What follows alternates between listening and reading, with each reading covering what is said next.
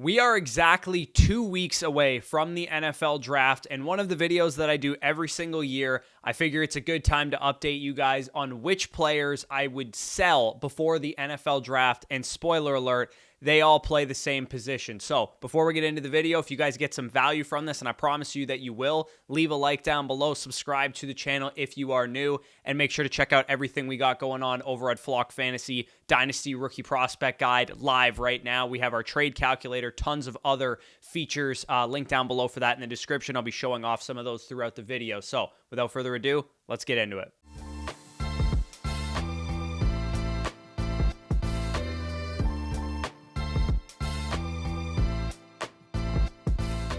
All right, so spoiler alert, everybody on this list is going to be a running back. And the reason I do this video every single offseason is because we have new listeners. Some people are just getting into Dynasty. The running back landscape in Dynasty Fantasy Football is this. You are only as good as your production. So the second something threatens your production, ergo an incoming rookie, and actually even some of the available free agents on the market right now, that can threaten your Dynasty value. So if you guys are holding running backs, I know the 2024 class is not a scary one. I would say this video is less prominent this year than it was last year and in 2022, but still some great game theory nonetheless. In Dynasty, there is only one reason to hold running back production on your roster, and that is if you are competing for a championship. And even then, some of these riskier running backs that I'm going to talk about should be on the trade block for you. If you're competing, of course, you need that running back production to win. But if you are a year, 2 years, an orphan, multiple years away from a championship, there is no reason to hold any of the guys that I talk about in this video. Why? Because running back values fluctuate so quickly. The shelf life of the running back position is completely dependent in Dynasty on your immediate projection, your contract status, and all that kind of stuff. And more so than, when I started playing fantasy football, the NFL themselves have gotten a lot smarter at giving running backs fewer big contracts. They've gotten a lot smarter at, reloading their backfield early to prepare for those running backs hitting free agency. Ergo, they have a running back on the last year of their rookie deal this year. They're probably going to draft a running back so that they don't have to start a rookie the next year. Teams are getting way smarter with that.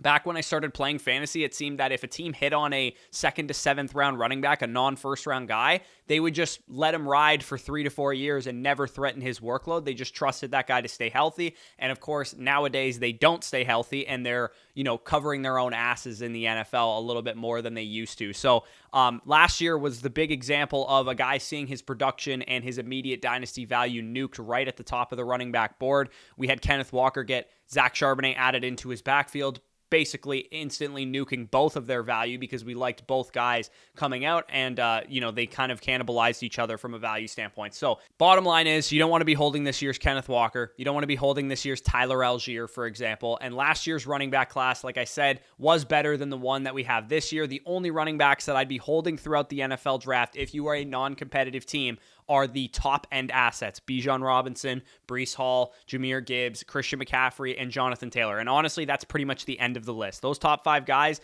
anybody else is really a threat to get added competition to their backfield. Again, is it likely that Travis Etienne, Saquon Barkley, Josh Jacobs, these guys have major guys added to their backfield? No, but we also thought that about Kenneth Walker last year. Trust me, with this position, you want to get as close to September as possible before buying them, holding them, or taking on any risk. So my philosophy is, why even risk holding these guys and clenching until the NFL draft is over, hoping that your backfield guy doesn't get nuked? Just sell them now and maybe even buy them back later if you like that player. Kyren Williams is definitely one of those guys where he could go either way. If he doesn't get any added backfield competition, he could really be a strong redraft projection. But if he does, he could really get nuked. So if I had to pick somebody for this year's Kenneth Walker, for example, Kyren Williams would probably be my guy. But again, I scoured some NFL draft visits trackers to see an idea of which teams might be indicating that they're in on this running back class. And you guys can see the number of running back visits on the screen. Tampa Bay Buccaneers leading the way with 9, Dallas Cowboys with 7, Houston Texans with 5, so on and so forth. And I also included the types of running backs they're going after. The Buccaneers are visiting really with all types and all tiers of running backs. They visited with Jonathan Brooks, for example. They visited with more depth caliber running backs. Same goes for the Cowboys and Texans. They're kind of just, visiting with any and all running backs, whereas some teams like the Carolina Panthers, like the Cleveland Browns, are visiting strictly with the high-end guys. Some teams are visiting, like the Saints specifically for pass catching running backs. Some teams are specifically visiting with thumper type of running backs like the Tennessee Titans. So again, current shaky starters who could be nuked. And again, these guys should be really, really obvious. If you're a diehard competitive dynasty player, you know which names I'm about to say. Nobody in your league is falling for these guys, but if you're in a casual league, then definitely consider selling the following, because I could be breaking news to some of you. Zamir White, Rico Dowdle, Devin Singletary, Gus Edwards, and Zach Moss. The Raiders, the Cowboys, the Giants, the Chargers, and the Bengals are at high risk of adding a high-end running back if one should slide to them in the NFL draft. These guys are what I would call the obvious sells, and Tyler Algier would have fit into this category last year because there was real smoke behind Bijan Robinson going to the Falcons. He was a fifth-round running back. They kind of lucked into him. It would have been shocking to me if he had made it through the NFL draft without a prominent running back being added. Again, these obvious sells, the reason that they're so obvious is because if I told you, if I was your financial advisor, I said, there's a stock that you're holding that is either going to only stay the same or it's guaranteed to go down, you'd obviously sell that stock. Their production of Zamir White, Devin Singletary, Rico Dowdle, Gus Edwards, Zach Moss, these type of guys, their production is completely reliant on them not getting backfield added competition either in free agency, because there's still guys out there, or in the NFL draft. If Zamir White or if Devin Singletary or one of these guys survive the NFL draft, and inevitably maybe one of them will, guess what? They're going to be worth the exact same as they are right now. There's no value difference. If Zamir White survives the NFL draft and the Raiders don't add anybody of note, he's worth about a mid to late second round pick now. He's going to be worth about a mid to late second round pick at that point in time. Maybe 10%, 15% increase on that.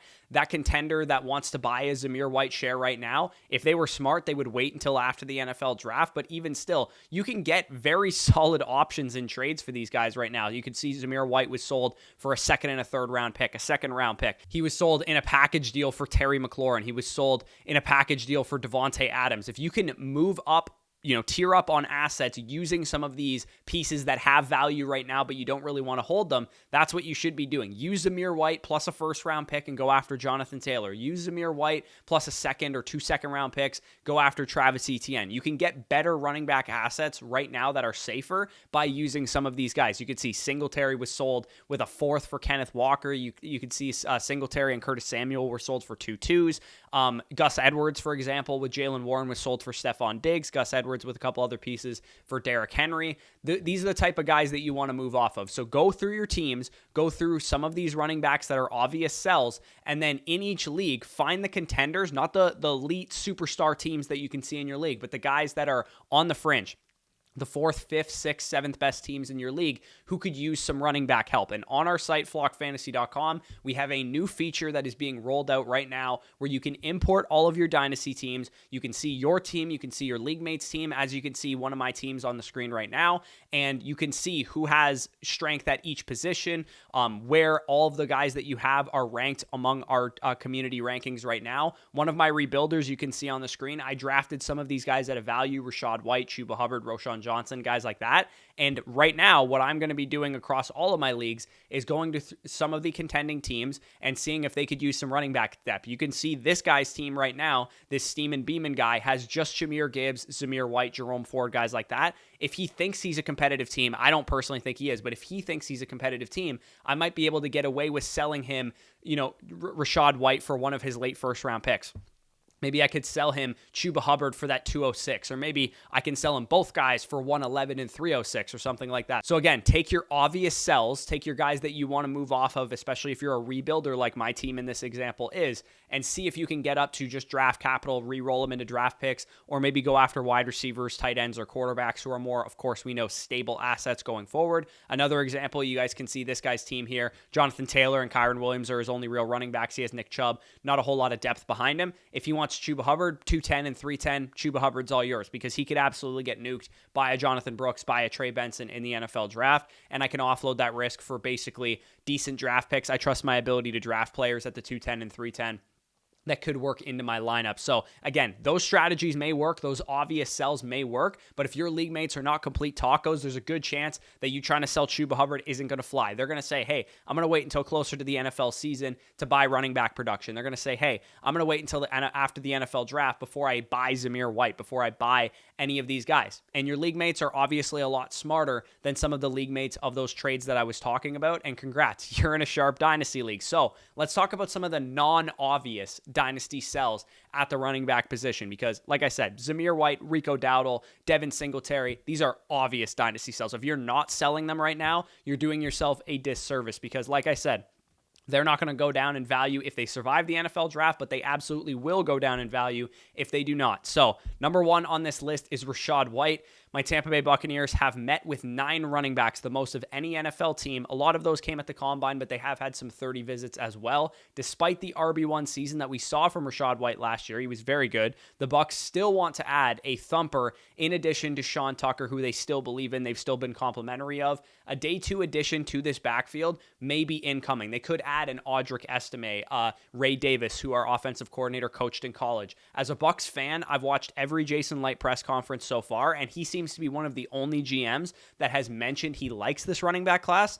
And also, he has outright mentioned that they want to add somebody to this backfield and take some carries and some targets off of Rachaad White's plate. So, again, if you had Rachaad White last year, or if you still have Rachaad White now, he was obviously a pleasant surprise. He was a guy that you probably didn't invest very much in, and he turned into an RB1 production piece. But don't get caught holding the bag here. Sometimes the best decision, if you guys have ever been to a casino, is after you've hit big, get the hell out of there. Keep your money and run. And that's exactly what I think Rachaad White could represent as far as a Dynasty asset. So take the RB1 season you got from Rachaad White, cash out, because again, even if they don't add anybody to this backfield, Rachaad White is a back-end RB1 in Dynasty right now. He will still be a back-end RB1 in Dynasty if they add nobody to this backfield post-NFL draft. So if you want, sell him now for a late first-round pick, maybe 2 early second-round picks or something like that, and get exposure elsewhere if he does, in fact, survive the NFL draft, if you want to go back and buy back into Rachaad White. But again, the reason that you're selling is risk-related. It's not because I don't believe in Rachaad White. I actually think he's a pretty decent option if he does survive the NFL draft as a good production piece for contenders,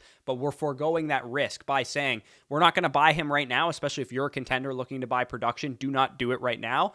We're going to buy them closer to the season in August, in September, when we know the actual projection of this backfield. And even if we have to pay 10, 20% more than we do now, we offload the risk that he halves his value after the NFL draft when they, draft Trey Benson in round 3 or something like that. So that's why we're selling these guys. Number 2 on this list is Javonte Williams. He's so enticing to hold. You guys know I love Javonte Williams. I always have. His career, unfortunately, to this point has been derailed by the ACL tear he suffered as a second-year guy. So when you look up and the kid's not even 24 years old, you kind of get excited a little bit because you're like, oh God, this guy's only in his 4th year. He's 2 years removed from an ACL tear, multi-ligament ACL tear. This could be the year where we see Javonte Williams put it all together.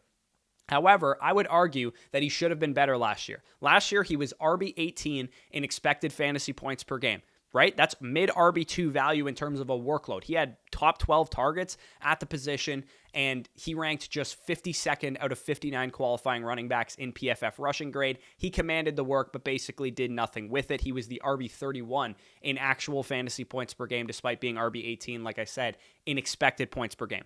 Not shocking considering he was coming off of a multi-ligament ACL tear, but in the NFL, your running back shelf life to produce as a high-end guy and earn the trust of your coaching staff, especially a guy that did not draft you in Sean Payton, is limited. If they didn't see what they needed to see out of Javonte Williams last year, good chance that they didn't because he was hurt, then we wouldn't be shocked to see them add another running back in the NFL draft. Even we wouldn't be shocked to see them use Jaleel McLaughlin and other guys more often than they were using Javonte Williams last year, because if the Broncos draft a running back, we might never see the breakout that we wanted to see from Javonte Williams. And it's unfortunate. Again, you guys know I love Javonte Williams, but he is the biggest candidate to get absolutely nuked by an incoming rookie, in my opinion. You figure it's wheels up coming off of the second year of the ACL.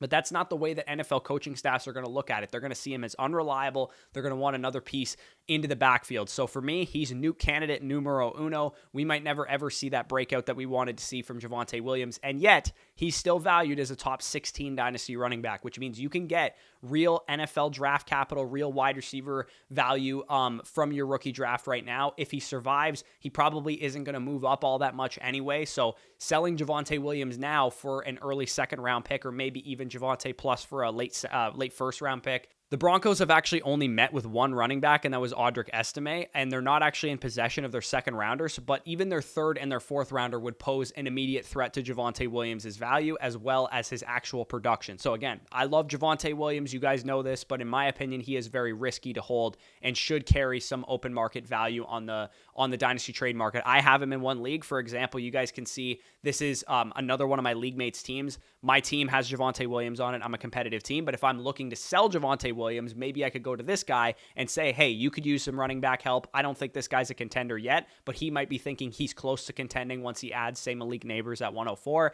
and maybe I can snag his 2025 first for Javonte Williams, or maybe I can snag Javonte Williams and Miles Sanders for the 204 and 303 that he's in possession of. So again, just giving you guys some ideas of how to construct these trades. Of course, we do have a dynasty trade value chart available on Flock Fantasy as well. So if you're curious, hey, I have Zamir White, what should I sell him for? That will be available there. But again, generally speaking, those obvious sells, any second rounder should do it. These top 5 guys that I'm talking about, you should probably be looking for a little bit more. So number 3 on this list is Rhamondre Stevenson. Already saw a pretty big value hit during the Antonio Gibson signing in free agency, but there is some reason for optimism with Rhamondre Stevenson on the last year of his rookie deal. Maybe they run him into the ground. The Patriots are probably going to add a quarterback at 3rd overall, at least in the first or the second round of the NFL draft if they trade down. Should add some offensive line pieces, should add some receiver pieces to help the team, help the offense forward. In my opinion, the Pats are too talent poor to address the running back position in the NFL draft. So of all the 5 guys that I'm going to talk about in this non-obvious sells area, I actually lean towards holding Rhamondre Stevenson the most out of any of them, because I do think, I mean, when he was healthy last year, RB7 in points per game from week 6 onward, towards that injury, the risk that they have is that they have a lot of draft capital. They have 4 picks inside the top 103 of the draft, and again, could gain way more if they trade down in the NFL draft with Minnesota or another team coming up for a quarterback. Rhamondre Stevenson is probably worth about an early second rounder right now. And again, if you don't mind holding at that price, I don't think he's absolutely a must sell right now. But at the same time, he's not going to be really worth anything more than that post draft. So if you're a contender, especially looking for a cheap running back to buy, don't buy Rhamondre Stevenson until after the NFL draft. And if you have Rhamondre and you can get an early second round pick for him, you should probably look to be doing that, because you could re-roll into a rookie running back, or hell, maybe just go back and buy Rhamondre Stevenson again after the NFL draft. But again, if you're a prospective contender, I actually lean towards buying Rhamondre if he survives the NFL draft. So number 4 on this list is James Cook. The Bills have sneakily met with a lot of running backs this year, and the guys that they have met with have been expected to be good options. Jonathan Brooks, Trey Benson, Braylon Allen, guys that are expected to go in round 2 to 4 of the NFL draft. Is it possible that the Bills look at their roster and they realize, hey, maybe we want a hammer running back to compete for touches with James Cook because maybe he's more well-suited to be a pass-catching running back? Maybe. Could he survive the NFL draft and hold his value? Maybe. But do you guys realize that James Cook is RB11 in Dynasty right now? We're talking about a guy that should fetch you a pretty sizable piece back in a trade. And to me, that's insanity for a guy that is basically at RB2 with a volatile workload. But given the nature of the running back position in Dynasty, he's vaulted all the way up to RB11 because he plays with Josh Allen. And obviously, they just traded away Stephon Diggs, so he's seeing a little bit of a value increase as well. To me, it's the perfect time to sell James Cook because everybody is going to look at the end of the season, how he finished it, project that into next year as a third-year running back. But to me, they're just as likely to add a running back as any other team in the NFL draft, especially knowing that James Cook is worth so much. You can offload him for some pretty decent pieces right now. I think one of my favorite trades that you guys can see is James Cook, a 2 and a 3 for Jonathan Taylor. To offload that risk, go get yourself a better running back who's a lot safer. James Cook and Zamir White, get rid of 2 birds with 1 stone from this video. Get yourself Christian Kirk and a second-round pick, especially if you are very talent-rich at the running back position. You're just looking for flex pieces. That would definitely make some sense. This Kyron Williams and James Cook trade, again, very good example of offloading risk of backfield mates getting added through the NFL draft. You get ETN, George Pickens, a 2 and a 3. Again, very insulated trade there. So all these guys that I've talked about so far, definitely league dependent. If you can't get anything good for them, then obviously you're probably stuck holding. But at the same time, if you can get good options in return, then you definitely want to offload that risk heading into the NFL draft. And this last group of guys, it should go without saying, but older veteran running backs who their only draw is their immediate running back production, like Joe Mixon, Alvin Kamara, Aaron Jones, Nick Chubb, and James Conner. These guys are firm sells in casual leagues because they have name value. They're probably going to get you more on the open market than they're actually worth. Any second round pick and they're off my team, and potentially you could get more than that. But if you're in a sharper league, you'd be lucky to get a bag of hammers for these guys, so you're probably stuck holding them. Very league dependent options, but the risk with these guys is twofold. It's that they're old and they could fall off from a talent perspective. And if you don't agree with that, take a look at some of the running back age and touch apexes videos that I've done over the past couple of years. And also take a look at Austin Eckler's value decrease that he saw last year when he wasn't productive. Take a look at Dalvin Cook's value decrease when he wasn't productive. The second Joe Mixon, Alvin Kamara, Aaron Jones, Nick Chubb, and James Conner aren't producing, they're going to be useless in Dynasty. And even though I like some of their projections, they could also add backfield competition in the NFL draft. And in Alvin Kamara's case, that actually happened last year with Kendre Miller. So a lot of these guys, see what you can get on the open market. If you can't get anything and you're a competitive team, again, just hold them. But they are very league dependent in terms of what you can get on the open market. So if you guys did enjoy this video, if you got some value from it, leave a like down below. Subscribe to the channel if you are new. I showed off a lot of features of our Flock Fantasy site right now. On Flock Fantasy, you can get our Dynasty rankings. Superflex, one quarterback, everything that you could ask for. Dynasty prospect rankings as well. NFL draft is 2 weeks away. We have our Dynasty rookie draft guide with 50 prospect write-ups, player cards, comps, grades, everything that you could ask for on our site right now. And after the NFL draft, we'll be adding in sleepers and busts and fades and all that kind of stuff. Those superlatives will be added to our draft guide after the NFL draft. And of course, our My Teams feature where you can import your teams, see your competitive teams, see your rebuilding teams, look at the other teams in your league, what they can use. It's going to be based right now in the beta stages off of our community rankings, but eventually you'll be able to sort by my rankings so you can get specifically my opinion on your team, specifically Danny's opinion on your team, specifically Mason's opinion on your team. It is right now in the beta stages, but about a week, 2 weeks from now, it should be all the bugs kinked out and everything should be ready to go for rookie draft season. And of course, our Dynasty trade calculator and trade finder, as I showed throughout this video. So if that interests you, all that stuff is available on flockfantasy.com. Use the promo code FSE for 30% off, a 7-day free trial, 6 months for free when you sign up annually, and all that good stuff. Of course, first priority to Dynasty decisions and an annual free Zoom consultation if you want as well. So with that being said, peace out, and we'll talk to you soon.